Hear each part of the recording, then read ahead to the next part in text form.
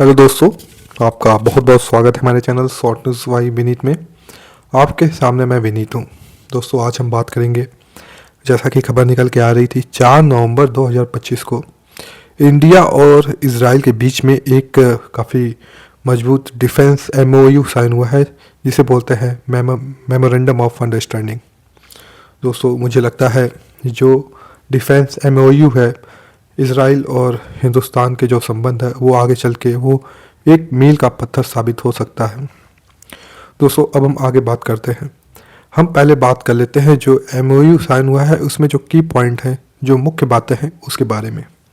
उसमें सबसे पहले जो मुख्य बात है को production and transfer of technologies है, यानी कि इंडिया और इजराइल जो है मिल के एडवांस टेक्नोलॉजीज़ जो है डिफेंस में, जैसा कि हम लोग जानते हैं डिफेंस हुआ, ड्रोन हुआ, इन सब में इंडिया और इजराइल मिलकर रिसर्च करेंगे। साथ ही साथ जो ट्रांसफर टेक्नोलॉजीज़ है वो भी आपस में शेयर करेंगे और साथ में उसका प्रोडक्शन भी करेंगे। अब हम बात करते हैं दूसरा पॉइंट, जो इमर्जिंग टेक्नोलॉजीज़ है, यानी कि artificial intelligence, cyber security, space, उसमें इंडिया और इजराइल जो है मिल के काम करेंगे, यानी कि इनोवेशन करेंगे, रिसर्च एंड डेवलपमेंट करेंगे और जो इमर्जिंग जो मुख्य टेक्नोलॉजीज़ है उसमें, और साथ ही साथ वो आपस में ट्रांसफ़र भी करेंगे, अपनी जो ट्रांसफ़र और टेक्नोलॉजीज़ भी करेंगे। और इसमें जो तीसरा पॉइंट है इसमें है training and strategic dialogue between, यानी कि जो हमारी जो इजराइल है हमारे लोगों को भी क्या करेगी, उनको ट्रेनिंग प्रोवाइड करेगी और जो स्ट्रेटेजिक डायलॉग है वो भी समय समय पे किया जाएगा।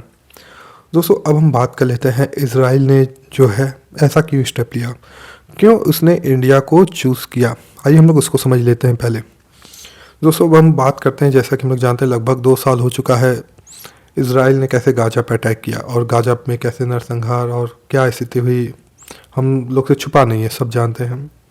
दोस्तों, इससे क्या प्रभाव पड़ा? इससे ये प्रभाव पड़ा कि जो अरब नेशन थे, जो सेंट्रल एशिया था, वहाँ पे जो इजराइल का जो बाइकआउट देखने को मिला और कहीं ना कहीं इजराइल को एक आइसोलेशन भी देखने को मिला।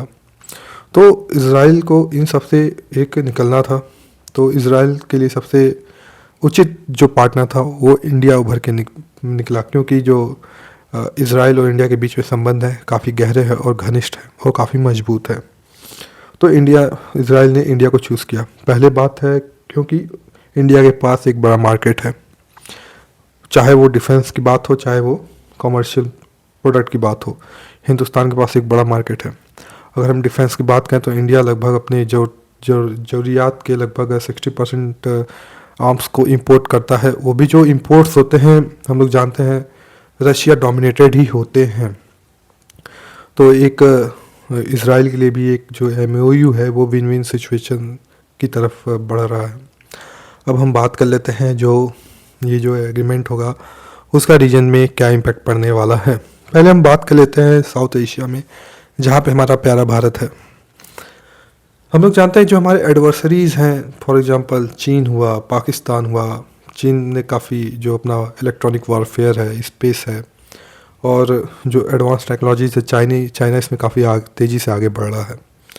तो उसको काउंटर करने के लिए हिंदुस्तान को भी कोई एक ऐसे पार्टनर की ज़रूरत थी जिसके पास एक एडवांस और एक फाउंडेशन जिसका मजबूत हो रिसर्च एंड टेक में, वो इजराइल था। तो हिंदुस्तान के लिए भी एक इम्पॉर्टेंट पार्टनर साबित होगा इजराइल। ये जो होगा रिसर्च होगा एडवांस चीज़ों में, ड्रोन हुआ, आर्टिफिशियल इंटेलिजेंस हुआ, स्पेस हुआ, साइबर वॉरफेयर हुआ, तो उसमें कहीं ना कहीं हमारा जो डिटरेंस है अगेंस्ट चीन या चाइना वो काफ़ी बढ़ने वाला है। और साथ ही साथ हम लोग जानते हैं हमारा जो एडवर्सरी है पाकिस्तान, उसको भी हमको कहीं ना कहीं काउंटर करना था। जैसा कि हमने देखा पाकिस्तान को कैसे ऑपरेशन सिंदूर के दौरान टर्की द्वारा चीन द्वारा कैसे एक एडवांस ड्रोन सप्लाई किया गया।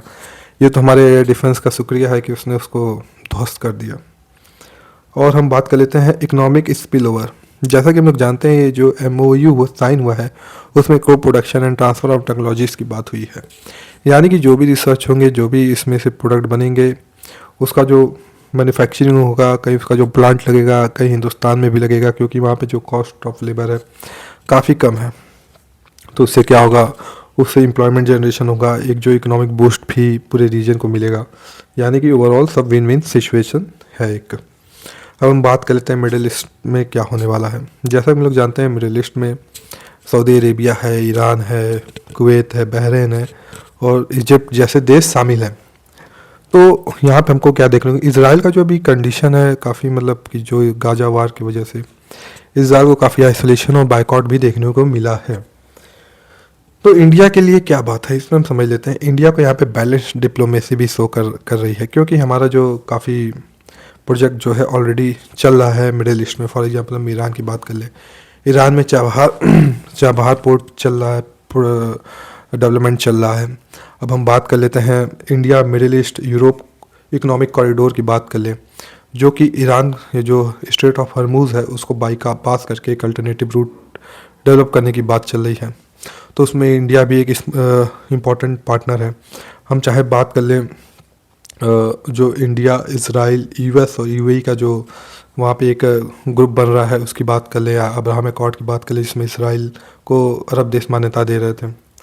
अब हम बात कर लें जो हिंदुस्तान का जो एक बैलेंस डिप्लोमेसी है वो देखने को मिलेगी हमको, कैसे वो एक तरफ एक तराजू एक साइड ईरान और अरब नेशन को वो बैलेंस कर रहा है और दूसरी तरफ कैसे वो इसराइल को वो इंडिया बैलेंस कर रहा है, ये हमको देखने को मिलेगा। और हम साथ साथ में बात कर लें काउंटर टेररिज्म सिनर्जी।